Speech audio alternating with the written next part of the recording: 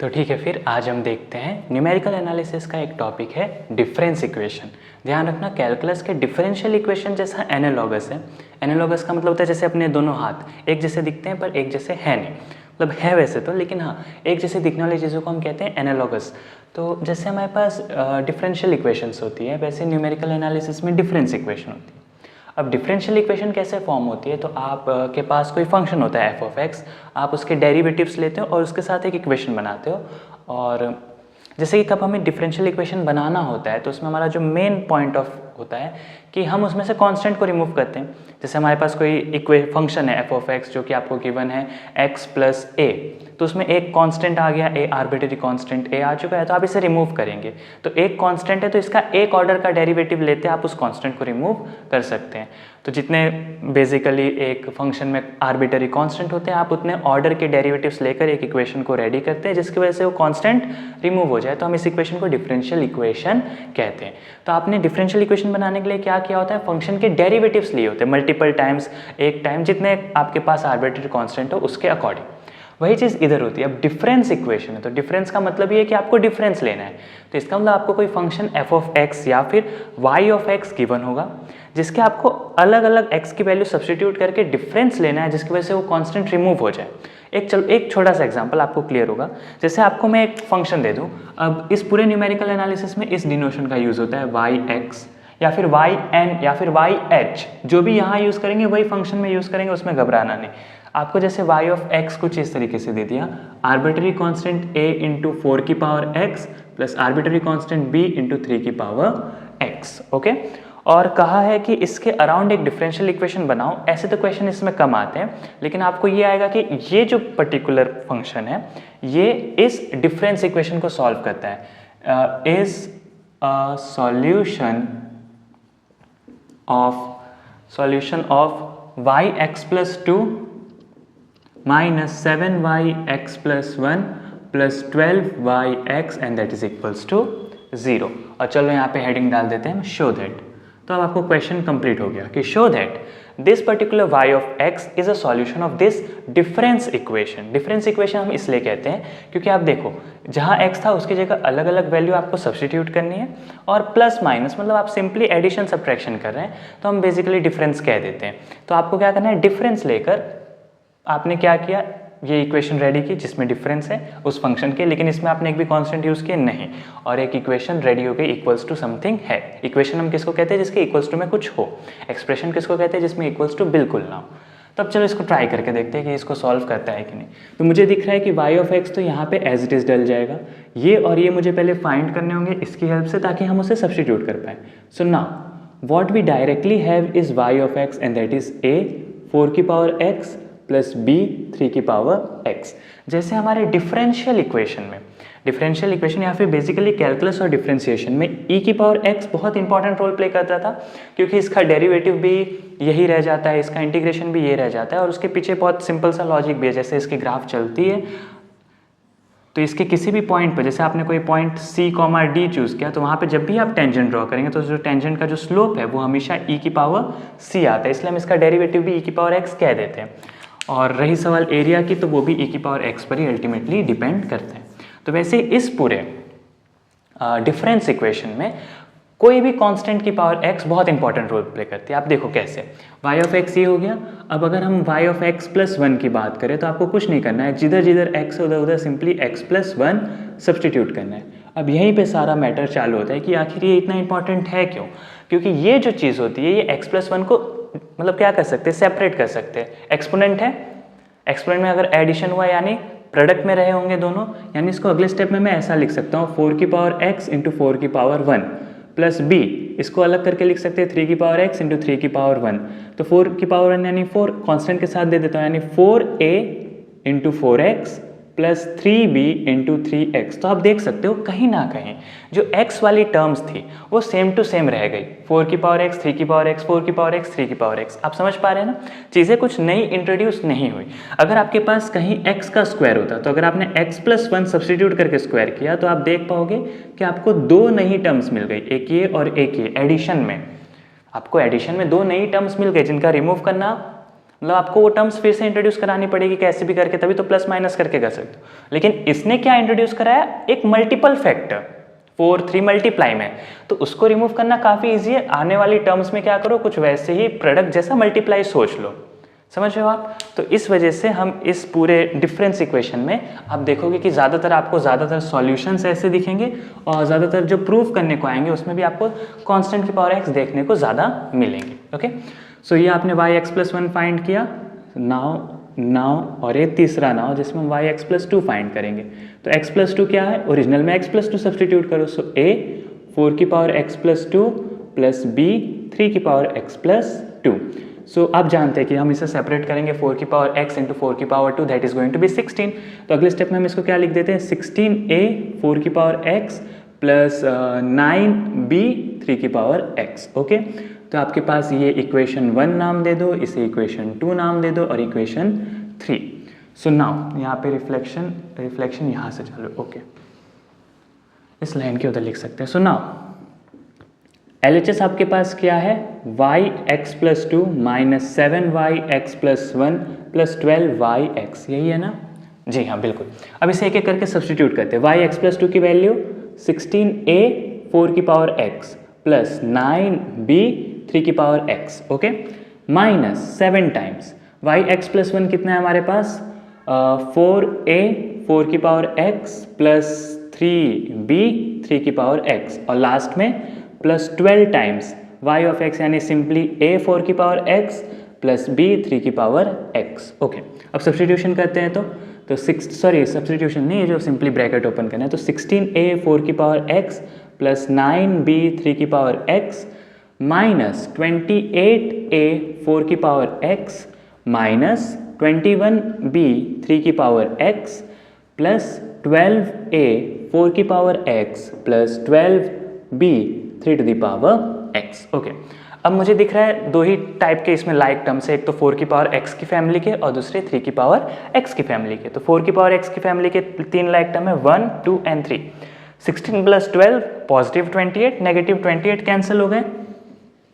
अब यहाँ ध्यान दो, 9 प्लस 12 पॉजिटिव 21, नेगेटिव 21, ये भी कैंसिल हो गए। तो अगर सब कुछ कैंसिल हो गया तो कितना बचता है हमारे पास, 0। तो आप देख सकते हैं LHS की वैल्यू 0 आ गई, जो कि हमें प्रूव करना था। So that is equals to RHS, hence proved, hence it is a solution.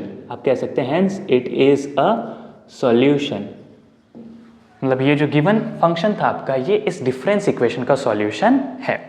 अब आपने यहाँ पे मैंने आपको सिर्फ एक आइडिया दिया कि डिफरेंस इक्वेशन होती कैसे, इसके सॉल्यूशन कैसे वेरीफाई करना है। ऐसे बहुत सारे क्वेश्चन आते हैं कि ये y(x) है और इसके अराउंड, सो दैट कि वो इसका सॉल्यूशन है कि नहीं, या फिर check whether it is a solution और नॉट। चेक में क्या करना होता है, इसकी वैल्यू उसके बराबर आनी होती है और 99% में आप जानते हो कि वो सॉल्यूशन एग्जिस्ट करता ही है। इसके बाद से इसके भी आते हैं इनिशियल वैल्यू, मतलब ऐसा पर्टिकुलर कि a और b, हम देखेंगे उसको धीरे धीरे। लेकिन यहाँ तक आपने देखा। अब आपने एक चीज़ देखी कि इस इक्वेशन में कितने कांस्टेंट थे, 2 थे ना, a और b।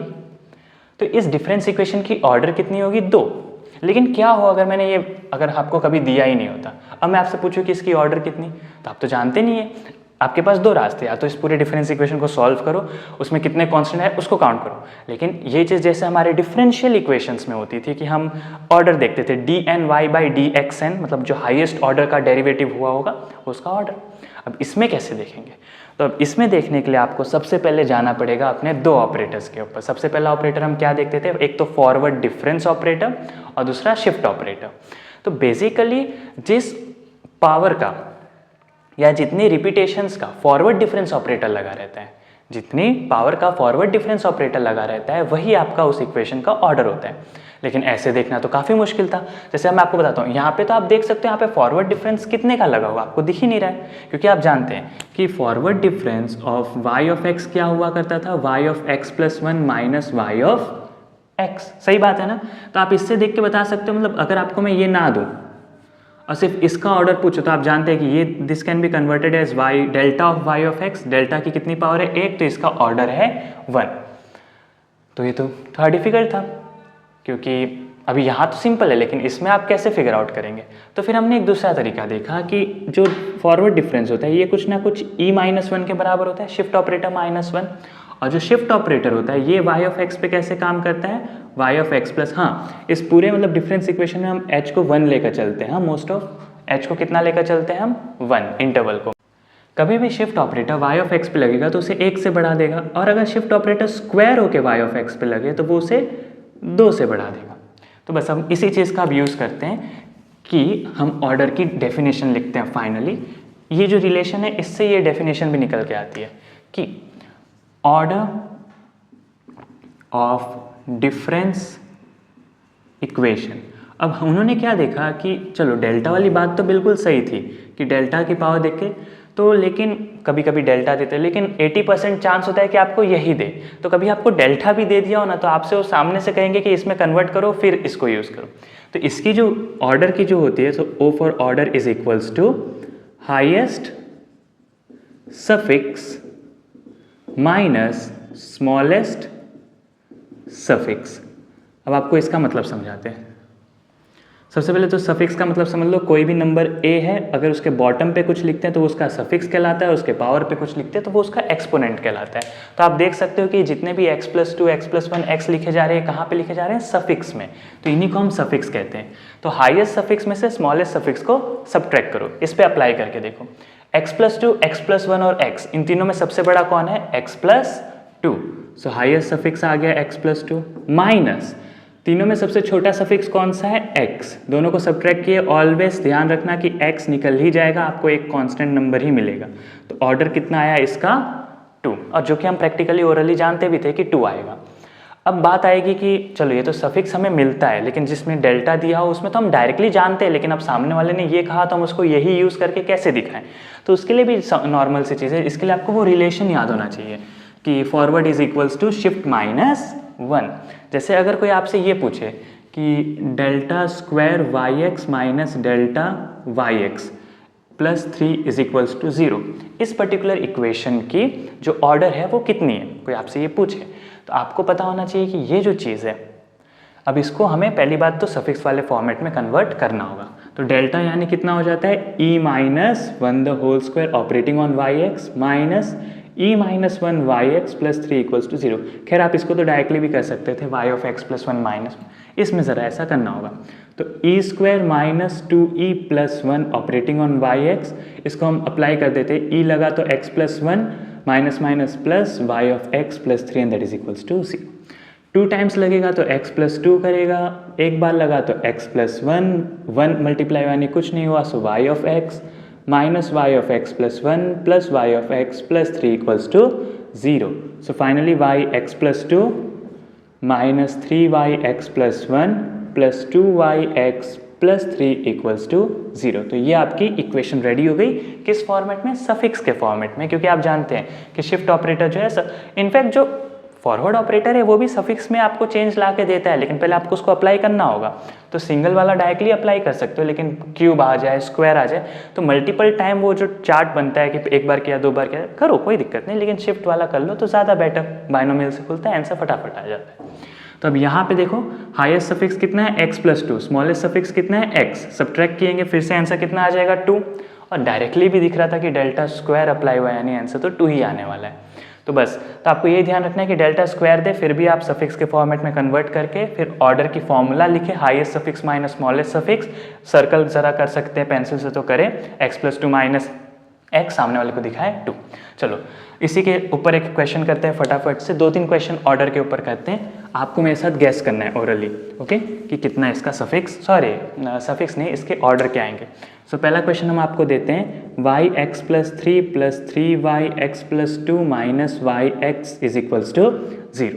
तो मुझे दिख रहा है ऑर्डर यानी highest suffix minus smallest suffix, हमेशा x निकल ही जाएगा यानी ऑर्डर आ गया 3। Second question, yx + 2 + yx + 1 minus 3 = 0।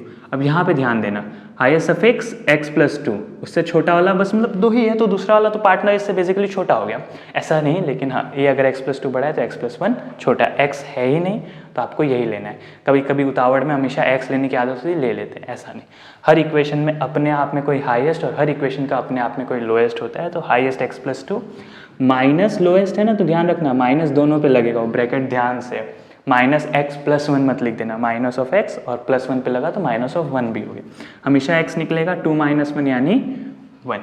तो दिखने में 2 दिख रहा था लेकिन आंसर आया 1, क्योंकि ओरिजिनली ये पता है कैसे आया होगा, ये आप समझ सकते हो ना कि ऑलरेडी वो प्लस वन है, ये प्लस टू है, तो डेल्टा लगा होगा लेकिन एक्स प्लस वन पे लगा होगा, तो अगर सिर्फ डेल्टा लगा है यानी कि 1 ही होने वाला। ओरिजिनल डेफिनेशन तो डेल्टा पर है कि डेल्टा जितनी बार रिपीट होकर लगा होगा वही उसका ऑर्डर है, लेकिन अब वो डेल्टा देखना मुश्किल होता है। दूसरी चीज़ ये कि ज़्यादातर क्वेश्चन सफिक्स में देते हैं, तो ये फॉर्मूला ओरिजिनेट हो गई कि highest minus the smallest suffix. Okay, तो कितना आया इसका ऑर्डर 1। तीसरा क्वेश्चन आप ट्राई करें तो ये लास्ट क्वेश्चन है ऑर्डर के ऊपर, y x plus 3 minus y x plus 4 minus y x is equals to 0।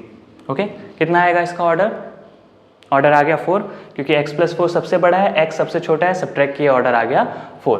अगर हम इस x को यहाँ पे x प्लस 2 कर दें तो अब देखो हाईएस्ट है x प्लस 4, स्मॉलेस्ट है x प्लस 2, सब्ट्रैक्ट किया ऑर्डर आ गया 2। तो ऐसा देखना नहीं है, नंबर पे नहीं जाना है कि 4 दिखा तो 4 बड़ा, 2 दिखा तो 2 बड़ा, हाँ, सबसे बड़े को सबसे छोटे के साथ सब्ट्रैक्ट करके देखें। सबसे बड़ा x प्लस 4, सबसे छोटा x प्लस 2, सब्ट्रैक्ट किए, x से x कटा, 4 माइनस 2 यानी कि 2। क्लियर हो गया आपको कि इस फॉर्मूला का एकदम ध्यान रखना, ऑर्डर यानी highest suffix minus smallest suffix. तो अभी तक हमने 2 टॉपिक सीखे कि कोई आपको y ऑफ x दिया होगा और उसके सामने एक आपको डिफरेंस इक्वेशन दी होगी, वो इसका सॉल्यूशन है या नहीं है वो आपको चेक करना है, सिंपली पुट करके सफिक्स को चेंज करना है, x बोले तो x प्लस 1 डाल दो, 2 डाल दो। आपने देखा उस चीज़ को, ज़्यादा उसकी प्रैक्टिस की जरूरत मेरे हिसाब से नहीं है, PDF भेजूंगा उसमें क्वेश्चन प्रैक्टिस करना। और दूसरी चीज़ हमने देखी ऑर्डर कैसे फाइंड करते हैं हम, highest suffix minus the smallest suffix. अगर डेल्टा दिया भी है तो उसे आप सफिक्स वाली इक्वेशन में कन्वर्ट करें, फिर सामने वाले को ये फॉर्मूला लिख के दिखाएं, फिर ये कैलकुलेशंस करके ऑर्डर को मेंशन करें। ओके, चलो अब इसके बाद से हम सेकेंड वीडियो में कुछ डिफरेंशियल इक्वेशन के सॉल्यूशन ऐसी चीज़ें देखते हैं। ओके, टेंशन नहीं, हो जाएगा इजी, ये कुछ ज़्यादा हार्ड एंड फास्ट है नहीं। और एनालॉगस है डिफरेंशियल के साथ, तो डिफरेंशियल में ये मत करके आ जाना और इसमें डिफरेंशियल मत कर देना, एनालॉगस है लेकिन थोड़ा सा डिफरेंट तो है। ओके, चलो।